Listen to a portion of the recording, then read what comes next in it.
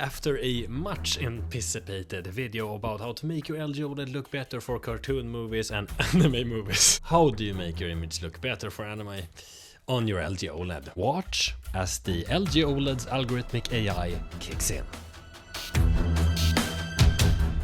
You're watching Everything OLED. Make sure to press subscribe to support the channel's growth. Okay, so I think it's about time that we fix those cartoon Pixar AI settings. This is not going to be accurate settings by any means. These are going to be nice, fun, epic settings for you guys at home that just wants to enjoy anime with a warm, comfortable tonality that works from the couch, from the bed, the living room, the basement, wherever you may be. This is going to be amazing for you guys at home that are looking for a little extra out of your LG OLED TV. Okay, so let's begin. So, as I said before, using no AI, using a reference accurate picture, the image looks a little bit dull and boring to some people. That is totally fine, because that's not what we care about today. We care about this.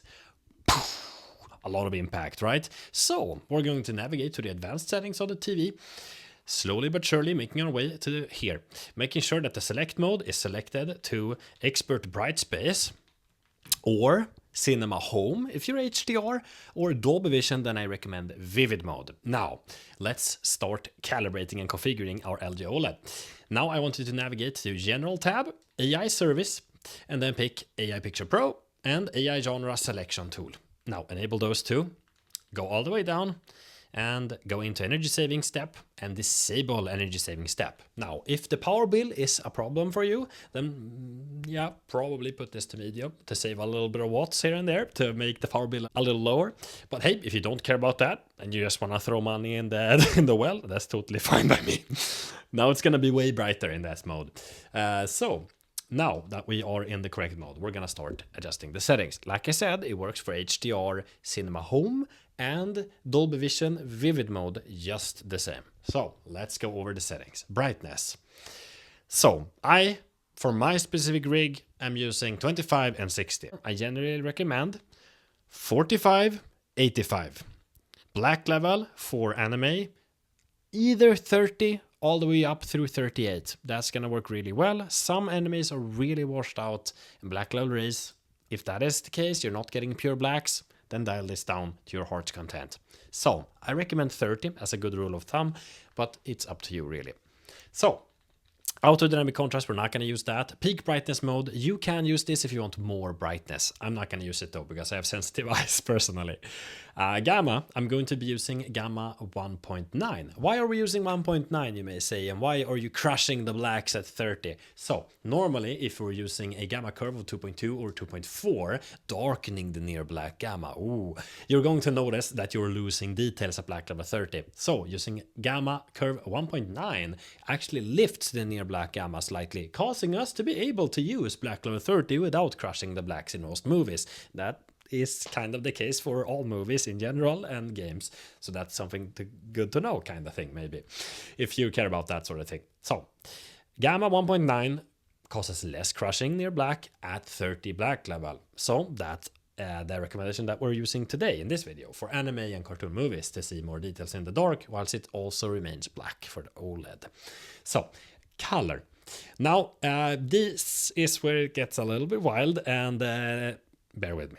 Color depth 83 is the point where I believe personally the panel stops getting more color and just starts bleeding colors more and more beyond this point.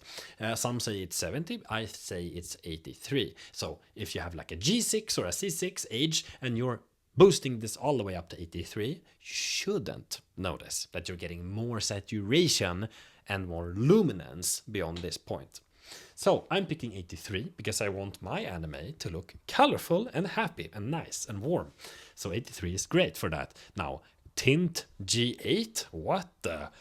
Why would I pick a tint G8? That's weird. Why would I want to make the entire image slightly greener when a lot of people already have a green tint on an older LG OLED? Not the same thing, but let's talk about it, right?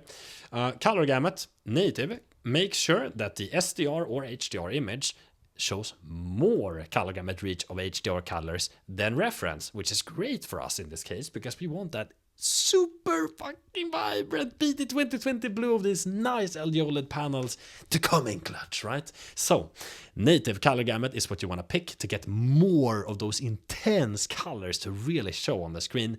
And with the color gamut native, you should notice how skin tones start to turn a little bit magenta reddish.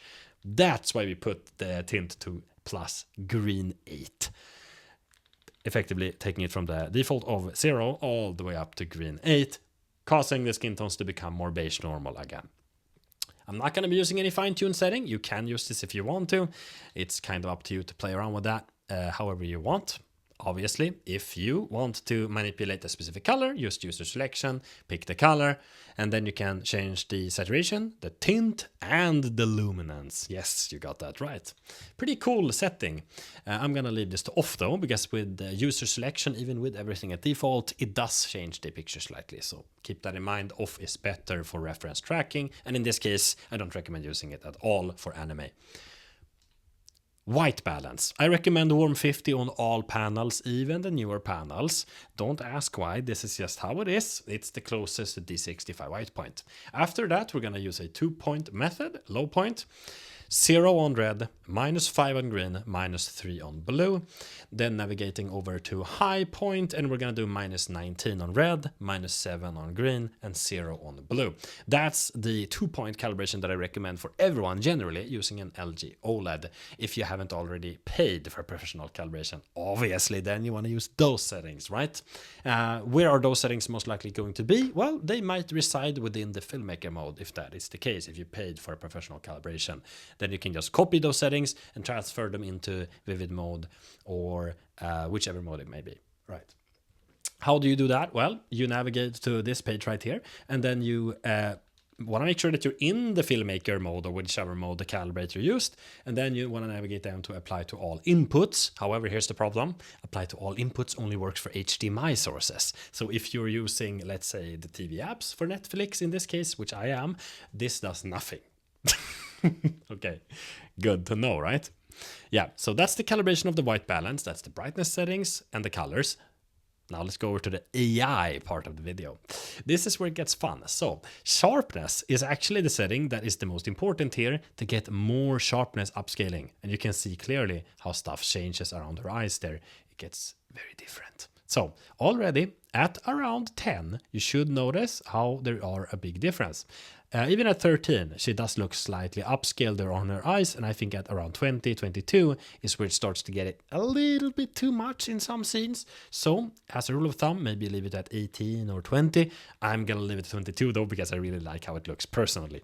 Okay, now, if you are extremely crazy in your head and you wanna go like beyond the max, then you wanna do this, and you want to go super resolution and up these by increments depending on whichever way you want to go. So if you want like sharpness 50 and then no, I want sharpness 90, then you're gonna do sharpness 90 by enabling this at the same time.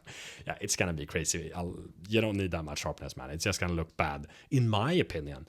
You might like it though. And then noise reduction high, MPEG noise reduction high, smooth gradation high. These are not recommendations for movies in general, but for anime specifically, these should be on high. For other movies like cartoon, Disney, Pixar, you should leave this on off.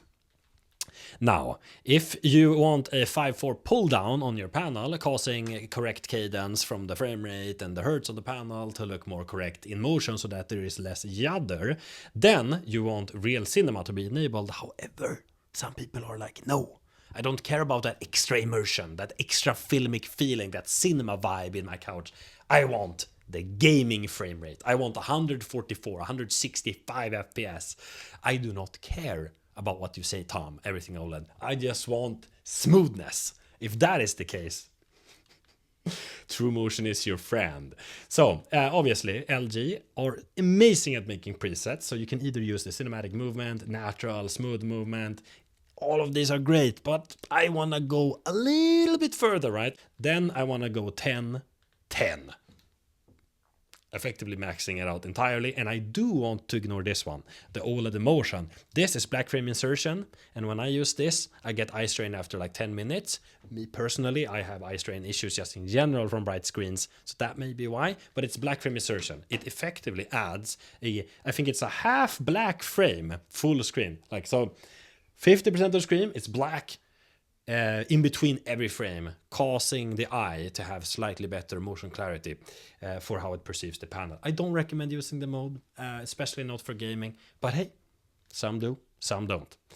For movies though, just max this out, really, if you want that super high frame rate look, super smooth, or if you want how it's supposed to look, which some really do not, then disable it and enable the real cinema to get a correct 5:4 pull down.